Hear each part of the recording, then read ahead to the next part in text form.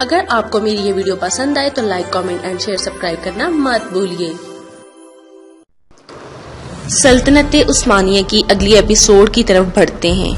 France کے مفادات محمد علی کی سپورٹ میں نظر آ رہے تھے تاکہ ماسونی مجالس کی حفاظت اور تقویت اور دولت علیہ عثمانیہ کو کمزور کرنے کی ان خواہشات کو پوری ہو سکیں اور دولت عثمانیہ کے قلب میں اپنا زہر آلود خنجر اتار سکیں۔ یہی وجہ تھی کہ ان ماسونی طاقتوں نے محمد علی کی خاطر ایک ترقی یافتہ جدید ترین بحری بیڑا تیار کیا اور میعات میں ایک اسلحہ فیکٹری کے علاوہ مصر کی زمین کو پانی باہم پہنچانے کے لیے خیری بیراج تعمیر کیا۔ کہ یہ سب کچھ محض محمد علی کی ذاتی محبت میں ہوا یا محض مصر کی محبت کی خاطر؟ نہیں، بالکل نہیں۔ یہ سب ترقیاتی کام اس صلیبی پروگرام کو عملی جامہ پہنانے کے لیے کیے گئے جو فرانسیسیوں کی مصر سے انخلا کے بعد معرض خطر میں پڑ گیا تھا۔ ایک سچا مسلمان اس طرح کا کردار کتن ادا نہیں کر سکتا، نہ جان بوجھ کر نہ ہی غفلت میں، کیونکہ اس کا اسلام اسے روکتا ہے کہ وہ اسلامی دشمن کی طرف اپنا رخ پھیر لے۔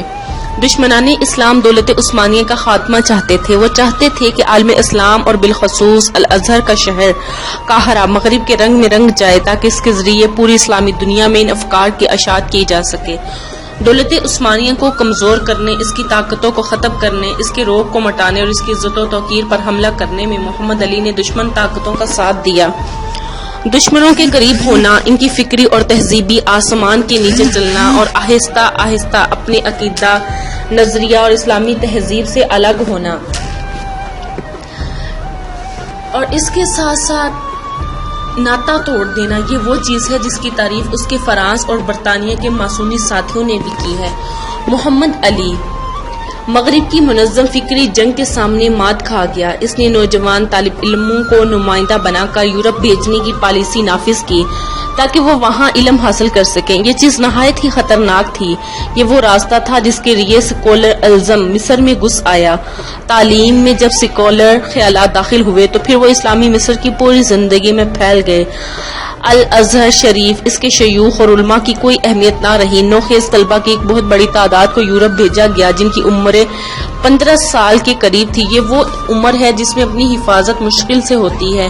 ان بچوں کو یورپ بھیجنے والے بھی یہی چاہتے تھے کہ وہ شہوت رانی کا شکار ہو جائیں، فکری لحاظ سے شکوک و شبہات میں مبتلا ہو جائیں اور پھر جب اپنے ملک میں واپس آئیں تو مغربی افکار کی اشاعت کے لیے ہراول دستے کا کردار ادا کریں۔ محمد علی نے ان بچوں کے ساتھ ایسے علماء کو بھی بھیجا جو نماز میں ان کی امامت کراتے تھے، لیکن ان ائمہ نے کیا کیا؟ الطحاوی بھی تو انہیں لوگوں میں سے تھا۔ جب یہ واپس آیا تو مغربیت کا ایک سرگرم مبلغ بن گیا۔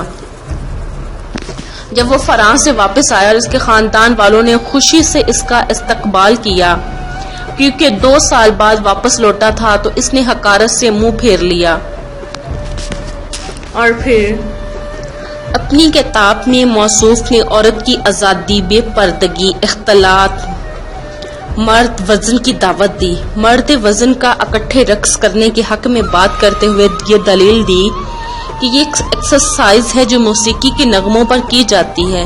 اسے اس نقطہ نظر سے نہیں دیکھنا چاہیے کہ یہ کوئی قابل مذمت کام ہے۔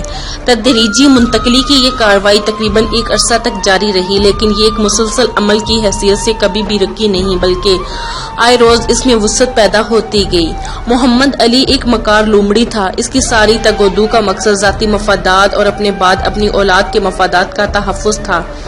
اسی لیے اس نے امت کو کمزور کرنے، اس کے رعب و دبدبہ کو ختم کرنے اور فرانس اور برطانیہ کی پالیسیوں کو نافذ کرنے کی خاطر کبیر اور شنیع افعال کا ارتکاب کیا۔ محمد علی ہمیشہ اس بات کا خواہش مند رہا کہ وہ مغربیوں کی نظروں میں اپنی صورت کو خوبصورت کر کے پیش کرے اور گفتگو میں وہ ان اثرات کو ملاحظہ کرے، بلکہ وہ یہ سوچ رکھتا تھا، جیسا کہ خود اس نے اپنے بارے میں کہا، میں فرنگی عقل کے ساتھ عثمانی جبہ زیب تن کرتا ہوں۔ محمد علی نے فرانس، برطانیہ، روس اور آسٹریا وغیرہ یورپی ملکوں کی نیابت کرتے ہوئے تمام اسلامی علاقے، مصر، جزیرہ عرب، شام اور خلافت عثمانیہ کے دوسرے علاقوں میں اسلامی نقطۂ نظر پر نہایت ہی کاری ضرب لگائی تاکہ اسلامی دنیا کو مغربی خواہشات کے لیے تیار کیا جا سکے۔ محمد علی اور مصر میں اسلام پر اس کی چوٹ۔ محمد علی پاشا نے کوشش کی کہ وہ مصر میں اپنی حکومت کو مستحکم کر لے۔ اس نے بہت سے ابن الوقت قسم کے لوگوں کو اپنے ساتھ ملا لیا۔ روم اور ارمن کے نصرانی، قبطی اور یہودی نیز مملوکی عناصر جن کو محمد علی نے مختلف اقالیم کی حکومت دے کر اپنی طرف کھینچ لیا تھا، یہ سب کچھ مصر کے مسلمانوں کی نظر میں پسندیدہ نہیں تھا۔ اکثر لوگ اسے محمد علی کی مصریوں سے عدم توجہی اور ان کے ساتھ زیادتی خیال کرتے تھے، بالخصوص اس وجہ سے کہ ان مددگاروں نے زمینداروں کے بارے محمد علی کی ظالمانہ پالیسی میں اس کی اعانت کی تھی۔ جبرتی اس صورتحال کو ان الفاظ میں بیان کرتا ہے: اس نے رومی اور ارمنی عیسائیوں کے لیے اعلیٰ مناصب کے دروازے کھول دیے، اس وجہ سے وہ ملک پر چھا گئے۔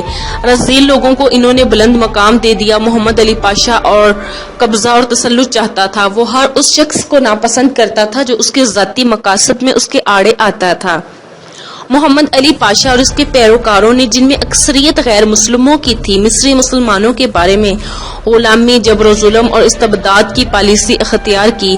کسانوں سے زمین کے 385 بے نامے لے لی اور ان پر بیگار لازم کر دی۔ اگر کوئی بیگار دینے میں تعامل کرتا تھا تو اسے اس کے بدلے ٹیکس ادا کرنا ہوتا تھا۔ ان پر حرام کر دیا کہ وہ اپنے ہاتھ کی کمائی سے کھائیں۔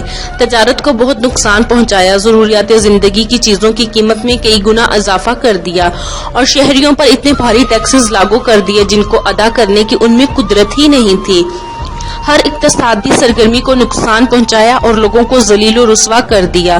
جبرتی کے نزدیک اس کی اصل وجہ محمد علی پاشا میں پائی جانے والی حسد کی بیماری، لالچ، طمع اور لوگوں کے مال و دولت کو ہڑپ کرنے کی شدید خواہش تھی۔ اس پالیسی کے نتیجے میں کسان محمد علی پاشا اور اس کے اعوان و مددگاروں سے نفرت کرنے لگے، زرعی اراضی کو چھوڑ کر بھاگ کھڑے ہوئے۔ انہوں نے اس ظالمانہ پالیسی کی بدولت اپنے دیہاتوں کو چھوڑ دیا اور محمد علی کے لشکر میں شریک ہونے سے اعراض کر لیا۔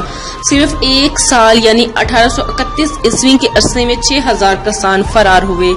رہی شہروں میں بسنے والے لوگوں، بالخصوص قاہرہ کے باسیوں کی صورتحال تو جبرتی ذکر کرتا ہے کہ محمد علی نے شہر کی تعمیر کرنے کی ذمہ داری لوگوں پر ڈال دی۔ لوگوں کو طرح کے رذائل کا سامنا کرنا پڑا: بیگار، امداد، مزدوری، ذلت، اہانت، بسیدہ کپڑے، جرمانہ، دشمنوں کو ان پر آوازیں کسنے کا موقع دینا، ان کی ضروریات زندگی کی معطلی اور حمام کی اجرت۔ جبرتی ظلم کی اس پالیسی کا ہم اثر ہے جو محمد علی پاشا نے مصر کے مسلمان معاشرے کے لیے اختیار کی تھی۔ اس ظالم نے ان کے تمام حقوق اور ذرائع معیشت کو بری طرح چوس لیا۔ اس نے یورپی تاجروں پر مصر میں داخلے کا دروازہ چوپٹ کھول دیا۔ وہ اس مملکت کی اقتصادیات پر مسلط ہو گئے اور مصر ایک ایسی کھیتی کی حیثیت سے اختیار کر گیا جس پر یورپ کی تمام منڈیاں بھروسہ کرتی تھی۔ تمام زرعی اجناس دھڑا دھڑ یورپ پہنچنے لگی۔ یورپ اور مصر کے درمیان ایک ثقافتی اور تجارتی روابط ضبط پیدا ہو گیا۔ مصر کا ترقی یافتہ تاجر طبقہ اقتصادی حوالے سے یورپی منڈیوں پر بھروسہ کرنے لگا اور نتیجتاً سیاسی اعتبار سے بھی ان کا ہم نوا بن گیا۔ اس کے علاوہ یورپی ثقافت کے مبلغین فکری زندگی پر چھانے لگے اور اسلامی نظریہ حیات کی تبلیغ کرنے والوں کی تمام کوششیں ناکام ہونے لگی۔ محمد علی نے دین پر قائم منہج تعلیم کو روک دیا اور نپولین کی ماسونی پالیسی کو ملک میں رائج کر دیا۔ یہی وہ چیز ہے جس کو ایک انگریز مورخ آرنلڈ نویٹی نے یوں بیان کیا ہے: محمد علی ایسے ڈکٹیٹر تھے جس نے نپولین کی آراء کو مصر کے اندر عملی حقائق میں تبدیل کیا۔ یورپی سامراج نے ان اداروں اور اصلاحات سے فائدہ اٹھاتے ہوئے اپنے اہداف کو مکمل کر لیا جن کی بنیاد ان کی کٹھ پتلی محمد علی نے رکھی تھی، لیکن مصری قوم پر مایوسی اور احساس ناکامی چھا گیا۔ یورپی سامراج نے ان اداروں اور اصلاحات سے فائدہ اٹھاتے ہوئے اپنے اہداف کو مکمل کر لیا جن کی بنیاد ان کی کٹ پتلی محمد علی نے رکھی تھی، لیکن مصری قوم پر مایوسی اور احساس ناکامی چھا گیا۔ اس قوم نے بہت بڑی قیمت چکائی جو ہر اصلاح سے کہیں زیادہ تھی، اور وہ قیمت تھی اپنے تہذیبی شناخت کو کھو بیٹھنا۔ جس کو اسلام نے ثبت کیا تھا اور جس کا کردار اسلامی ادوار میں بہت نمایاں رہا تھا۔ وطنیت اور قومیت کی دعوت کا دروازہ کھل گیا۔ اسلامی فکر کے داعی علماء مشائخ کی زندگی اجیرن ہو کر رہ گئی۔ محمد علی کی یہ پالیسی بالآخر مصر کی خود مختاری اور خلافت اسلامیہ کے ساتھ اس کی ربط و ضبط کے خاتمے کا سبب بنی۔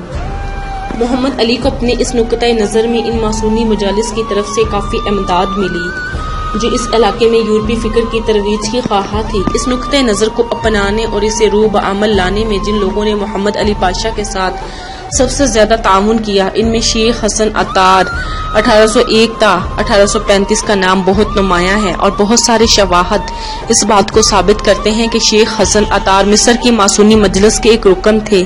شیخ عطار کا نقطۂ نظریہ تھا کہ ملکی حالات میں تبدیلی لانا اور جدید علوم کو مروج کرنا وقت کی اہم ضرورت ہے۔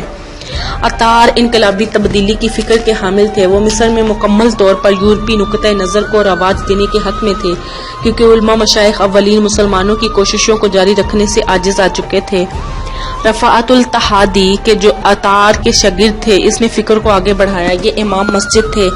محمد علی نے انہیں فرانس بھیجا تھا اور وہ 5 سال فرانس میں رہ کر تعلیم حاصل کرتے رہے تھے۔ رفعت التحادی جب واپس آئے تو وطنیت کی سوچ کو پروان چڑھانے کی غرض سے اپنی کوششیں تیز تر کر دی۔ فرانس میں جن معاشرتی افکار و نظریات سے اسے واسطہ پڑا تھا، وہ ان سے بہت متاثر ہوا اور واپس آ کر ان نظریات کی تبلیغ شروع کر دی۔ یہ افکار اسلامی افکار سے کسی صورت میل نہیں کھاتے تھے۔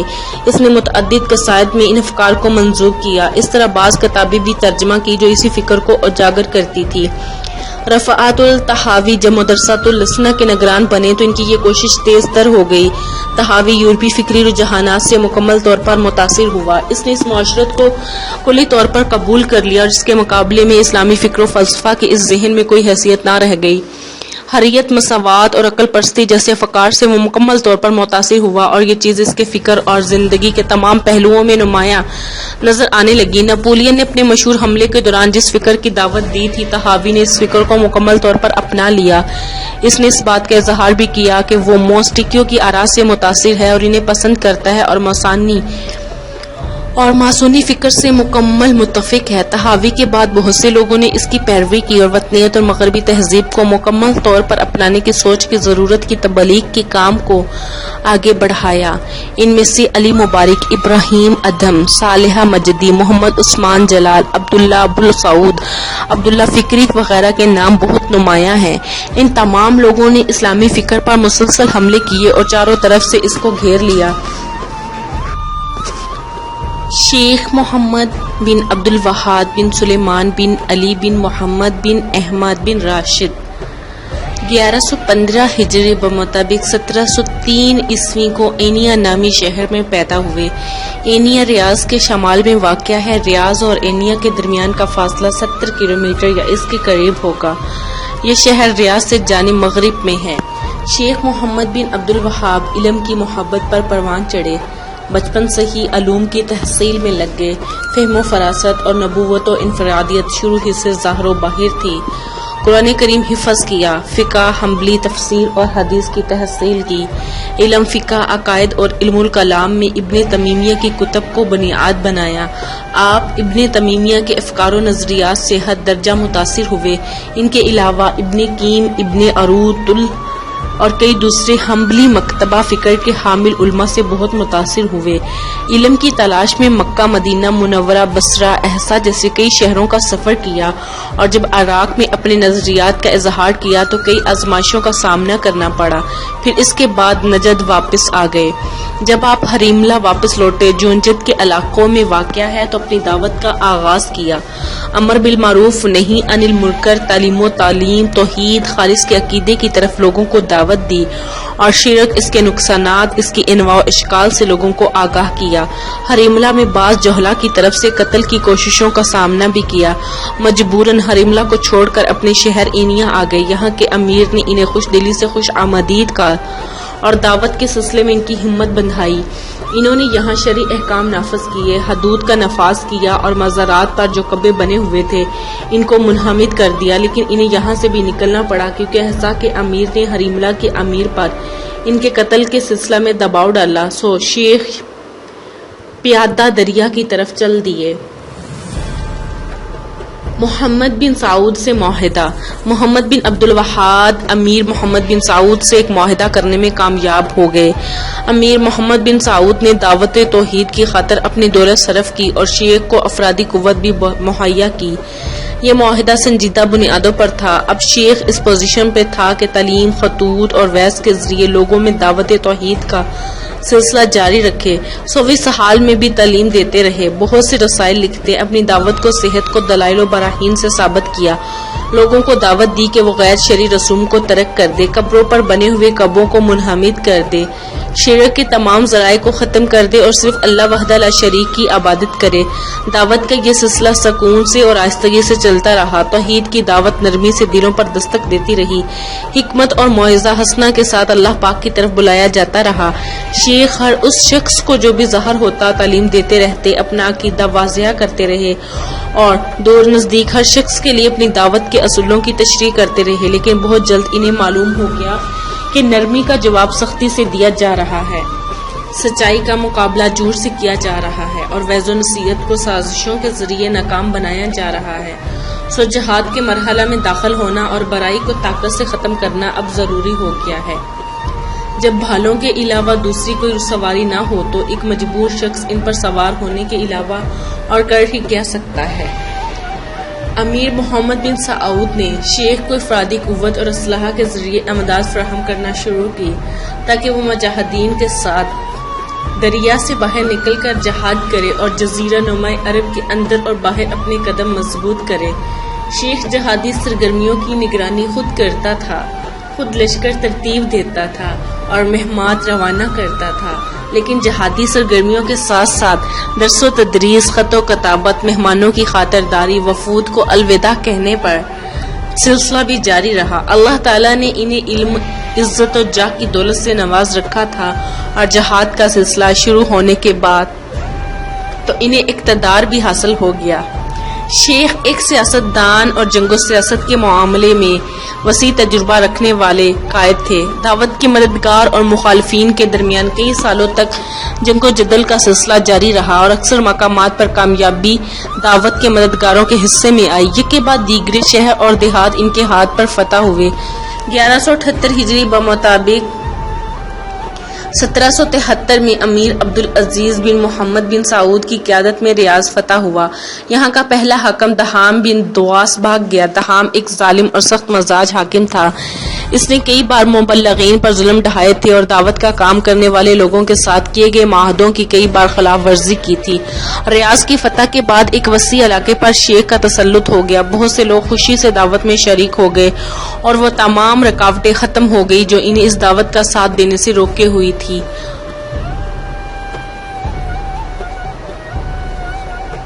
غلامی کے بعد آزادی آ گئی، تنگی کے بعد آسانی آ گئی، مال و دولت کی فراوانی ہو گئی، حالات پرسکون ہو گئے، لوگوں کو نوخیز اسلامی مملکت کا سایہ مل گیا جس نے ایک عرصے کے بعد لوگوں کو امن و امان کی نعمت سے بہرور کر دیا۔ شیخ محمد بن عبد الوہاب کی وفات پر دعوت کا سلسلہ جاری رہا۔ آل سعود نے اپنی قوت و اقتدار سے اس کی مدد کی۔ آل سعود حجاز پر قابض ہو گئے جس پر غالب بن مسعود کا قبضہ تھا اور جس نے دینی اور عسکری لحاظ سے سعودیوں پر کئی تابڑتوڑ حملے کیے تھے۔ دونوں قوتوں کے درمیان جنگ جاری رہی حتیٰ کہ 1803 عیسوی میں سعودی مکہ میں داخل ہوئے اور شریف غالب کی طرف سے کئی قسم کی کوئی مزاحمت نہ ہوئی۔ اس نے جدہ کی طرف بھاگ جانے کو ترجیح دی اور 2 سال بعد سعودیوں نے مدینہ منورہ کو اپنی سلطنت میں ملا لیا۔ جزیرہ عرب کے اکثر علاقے سلفی تحریک کے زیر نگی آ گئے۔ برطانیہ نے اس اقتدار کو اپنے مفادات کے لیے خطرہ محسوس کیا۔ پہلی سعودی سلطنت کا اقتدار خلیج عربی اور بحر احمر تک پھیل گیا۔ خلیج عربی میں القاسم سعودی اقتدار کے زیر نگی آ گیا اور اس کا اقتدار جنوبی عراق تک پہنچ گیا۔ یورپ اور مشرق کے درمیان واقع خشکی کے راستے پر ان کا کنٹرول ہو گیا۔ ان تمام باتوں سے بڑھ کر جو چیز سب سے زیادہ انگریزوں کے دل میں کھٹک رہی تھی وہ تھے دینی بنیادی اصول جن کی یہ حکومت پوری طرح پاسداری کر رہی تھی۔ ان اسلامی اصولوں نے برطانیہ کے لیے مسلمانوں کو اپنے حاکم کا فرماندار بنایا اور ان سے معاہدات کرنا ناممکن بنا دیا تھا، کیونکہ کسی غیر ملکی اقتدار کی راہ روکنا اس دولت کے اہم اہداف میں شامل تھا۔ قواسم اور ان کی پشت پر موجود سعودی طاقت نے 1806 میں انگریزی بحری بیڑے پر کاری 40 کاری ضربیں لگائی اور خلیج کے پانیوں کے ساتھ ساتھ کسی غیر ملکی اقتدار کی راہ روکنا ایک بہت بڑا خطرہ تھا۔ یوں کہانی کا اختتام سے لے کر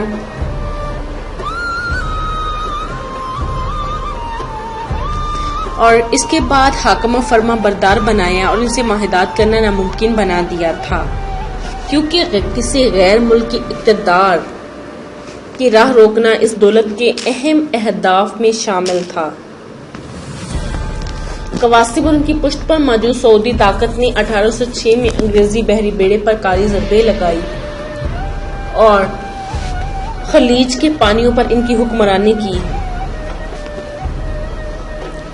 سعود بن عبدالعزیز کے دور حکومت میں سیاسی نقطۂ نظر سے یہ سلطنت اوج کمال تک پہنچ گئی۔ عراق میں کربلا اور شام میں حوران تک کے علاقے اس کے اقتدار میں آ گئے اور سوائے یمن کے پورا عرب ان کے سامنے جھک گیا۔ شیخ محمد بن عبد الوہاب کی تحریک کے خلاف سازش۔ یورپ کے شیطان صفت انسانوں نے سوچا کہ اگر سعودی سلطنت یوں ہی قائم رہی تو اس کے نتائج کیا تباکن۔ انہیں اس بات کے یقین ہو گیا کہ مشرق میں ان کے مفادات خطرے میں ہیں اور اگر سعودی سلطنت ختم نہ ہوئی تو ہمارے مفادات ختم ہو جائیں گے، اس لیے اس مملکت کا خاتمہ ضروری ہے۔ سو دولت سلفیہ کے خاتمے کے لیے انہوں نے کئی راہیں اختیار کی، جن میں چند یہ ہیں: اسلامی علاقوں میں شیخ محمد بن عبد الوہاب کی تحریک کے خلاف رائے عامہ کا ہموار کرنا۔ جو لوگ بدعت اور دوسری خرافات کو دین اسلام سمجھتے تھے، شیخ کی دعوت کا راستہ روکنے اور اس کے خلاف مزاحمت کرنے کے لیے اٹھ کھڑے ہوئے۔ یہ مزاحمت یک طرفہ نہیں بلکہ ہمہ جہت تھی۔ وہ مشاہد جو اقتدار میں تھے اور اقتدار کی بدولت عوام الناس اور جلام انہیں پذیرائی حاصل ہوئی۔ شیخ کے مراہم، کیونکہ یہ لوگ ان بدعتوں اور خرافات کی حفاظت چاہتے تھے جسے وہ دین سمجھ بیٹھے تھے۔ مزارات کے مجاوروں کی طرف سے مزاحمت ہوئی، ان سرداروں کی طرف سے ہوئی جو نظر و نیاز کی دولت سے مالامال ہو رہے تھے۔ وہ لوگ مخالفت پر کمر بستہ ہو گئے جو زیارتوں اور موت کی رسومات کے ذریعے دولت بٹور رہے تھے۔ یہ مخالفت ان لوگوں کی طرف سے ہو رہی تھی جو یہ سمجھ رہے تھے کہ شیخ محمد بن عبد الوہاب ایک نیا دین لے آئے ہیں جو اسلامی اعتقاد سے بالکل مختلف ہے۔ یہ لوگ دولت عثمانیہ کے طول و عرض میں پھیلے ہوئے تھے، بلکہ ایسے لوگ پورے عالم اسلام میں موجود تھے۔ یہ مخالفت اس وقت سامنے آئی جب دشمنان اسلام انگریزوں اور فرانسیسیوں نے وہ فتویٰ شائع کیے جنہیں علماء سنت نے جاری کیا تھا تاکہ محمد بن عبد الوہاب کے پیرو جس بات کی دعوت دے رہے ہیں اسے ناکام بنایا جائے۔